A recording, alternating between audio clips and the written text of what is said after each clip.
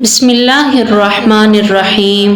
حضرت عقبہ بن عامر رضی اللہ تعالیٰ عنہ فرماتے ہیں کہ میں رسول اکرم صلی اللہ علیہ وسلم کی خدمت میں بطور خادم حاضر تھا۔ اہل کتاب کے کچھ لوگ مصاحف یا کچھ اور کتابیں لیے ہوئے میرے پاس آئے اور کہنے لگے کہ ہمارے لیے حضور سے حاضری کی اجازت لے آؤ۔ چنانچہ میں نے حضور صلی اللہ علیہ وسلم کی خدمت میں حاضر ہو کر ان کا پیغام پہنچا دیا اور ان کا حلیہ بھی بیان کر دیا۔ آپ نے فرمایا، ان کا مجھ سے کیا واسطہ؟ وہ مجھ سے ایسے باتیں پوچھتے ہیں جو مجھ کو معلوم نہیں۔ آخر میں بھی اس کا بندہ ہی تو ہوں، صرف وہی بات جانتا ہوں جس کا علم میرا رب مجھے عطا کرتا ہے۔ پھر آپ نے فرمایا کہ اچھا مجھے وضو کرا دو۔ چنانچہ آپ کو وضو کرایا گیا۔ پھر آپ گھر کے مصلی پر تشریف لے گئے اور 2 رکعت نماز ادا فرمائی۔ جب آپ نماز سے فارغ ہوئے تو میں نے دیکھا کہ آپ کے چہرے پر بشاشت کے آثار نمایاں ہیں۔ پھر آپ نے مجھ سے فرمایا کہ ان لوگوں کو میرے پاس بلا لاؤ اور میرے صحابہ میں سے جو اس وقت موجود ہو ان کو بھی بلا لاؤ۔ چنانچہ میں سب کو خدمت اقدس میں بلا لایا۔ جب اہل کتاب حضور صلی اللہ علیہ وسلم کی خدمت میں پیش کیے گئے تو آپ نے فرمایا، جو کچھ تم مجھ سے پوچھنا چاہتے ہو، اگر تم چاہو تو میں تمہارے سوالوں کے بغیر تم کو بتلا دوں، اور اگر تم چاہو تو خود سوال کر لو۔ ان لوگوں نے عرض کیا کہ آپ خود ہی ابتدا فرما دے۔ آپ نے فرمایا، تم لوگ مجھ سے ذوالقرنین کے بارے میں سوال کرنا چاہتے ہو، لہٰذا میں تم کو بتلاتا ہوں کہ جو کچھ تمہاری کتابوں میں ان کے بارے میں لکھا ہے وہ یہ ہے کہ ذوالقرنین ایک رومی لڑکا تھا۔ اللہ تعالیٰ نے اس کو سلطنت عطا فرمائی۔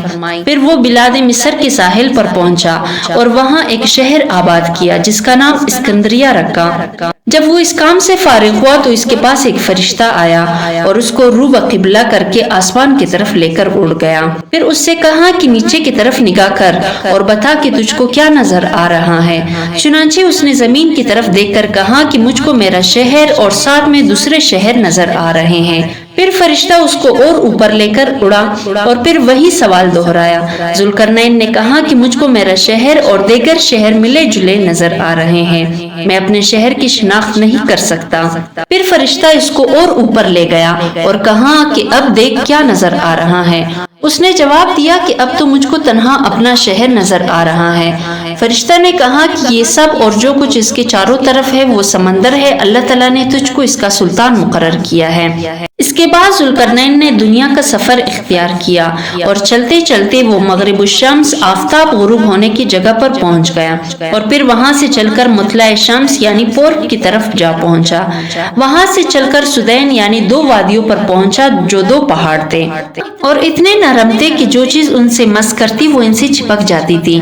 اس کے بعد اس نے دیوار تعمیر کی اور یاجوج ماجوج کے پاس پہنچا اور ان کو دیگر مخلوق سے جدا کیا۔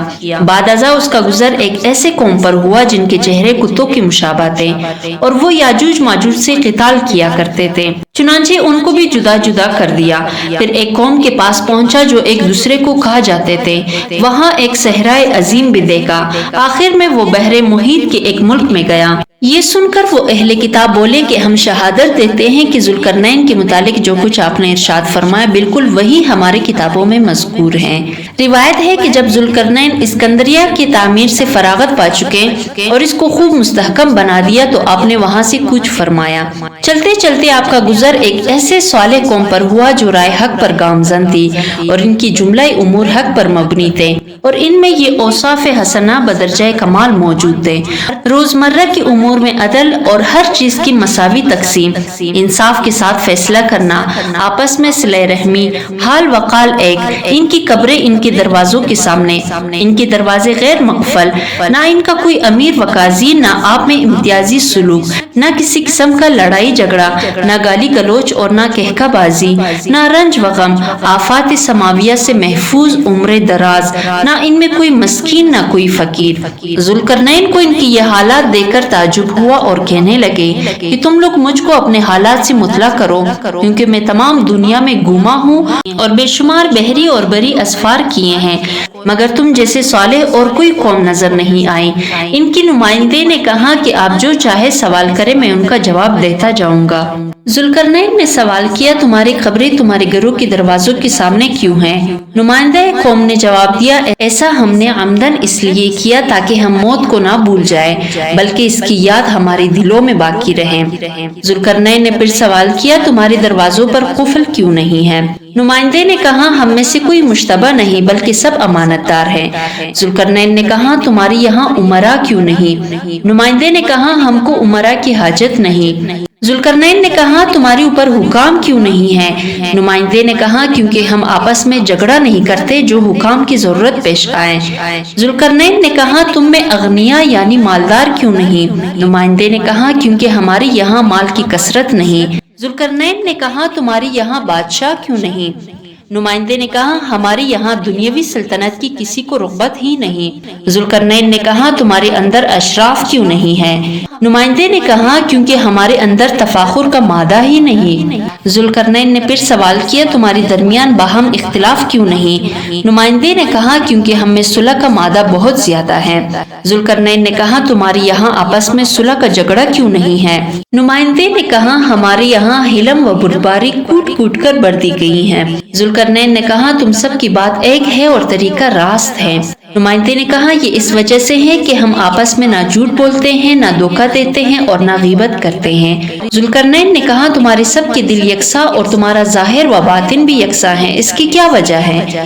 نمائندے نے کہا اس کی وجہ یہ ہے کہ ہم سب کی نیتیں صاف ہے، ان سے حسد اور دغا نکل گئے ہیں۔ ذوالقرنین نے کہا تم میں کوئی مسکین و فقیر کیوں نہیں ہے؟ نمائندے نے کہا کیونکہ جو کچھ ہمارے یہاں پیدا ہوتا ہے ہم سب اس کو برابر تقسیم کر لیتے ہیں۔ ذوالقرنین نے کہا تمہاری یہاں کوئی درست مزاج اور تندخو کیوں نہیں ہے؟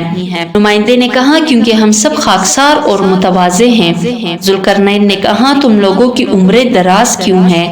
نمائندے نے کہا کیونکہ ہم سب ایک دوسرے کے حق کو ادا کرتے ہیں اور حق کے ساتھ آپس میں انصاف کرتے ہیں۔ ذوالقرنین نے کہا تم باہم ہنسی مذاق کیوں نہیں کرتے؟ نمائندے نے کہا تاکہ ہم استغفار سے غافل نہ ہوں۔ ذوالقرنین نے کہا تم غمگین کیوں نہیں ہوتے؟ نمائندے نے کہا ہم بچپن سے بلا و مصیبت جھیلنے کے عادی ہو گئے ہیں، لہٰذا ہم کو ہر چیز محبوب و مرغوب ہو گئی ہے۔ ذوالقرنین نے کہا تم لوگ آفات میں کیوں مبتلا نہیں ہوتے جیسے کہ دوسرے لوگ ہوتے ہیں؟ نمائندے نے کہا کیونکہ ہم غیر اللہ پر بھروسہ نہیں کرتے اور نہ ہم نجوم وغیرہ کے معتقد ہیں۔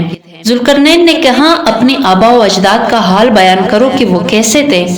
نمائندے نے کہا ہمارے آبا و اجداد بہت اچھے لوگ تھے، وہ اپنے مساکین پر رحم کرتے اور جو ان میں فقیر ہوتے ان سے بھائی چارہ کرتے، جو ان پر ظلم کرتا اس کو معاف کر دیتے اور جو ان کے ساتھ برائی کرتا وہ ان کے ساتھ بھلائی کرتے تھے، جو ان کے ساتھ جہل کا معاملہ کرتا تو وہ ان کے ساتھ بردباری کا معاملہ کرتے، آپس میں صلح رحمی کرتے، نماز کے اوقات کی حفاظت کرتے، اپنے وعدہ کو پورا کرتے تھے۔ اسی وجہ سے اللہ تعالیٰ نے ان کے ہر کام درست کر رکھے تھے اور جب تک وہ زندہ رہیں ان کو اللہ تعالیٰ نے آفات سے محفوظ رکھا اور اللہ تعالیٰ نے اب ان کے اولاد یعنی ہم کو بھی انہی کے نقش قدم پر ثابت رکھا۔ یہ سب باتیں سن کر ذوالقرنین نے کہا کہ اگر میں کسی جگہ قیام کرتا تو تمہارے پاس کرتا، لیکن اللہ تعالیٰ کی طرف سے مجھے کہیں قیام کرنے کی اجازت نہیں، اس لیے معذور ہوں۔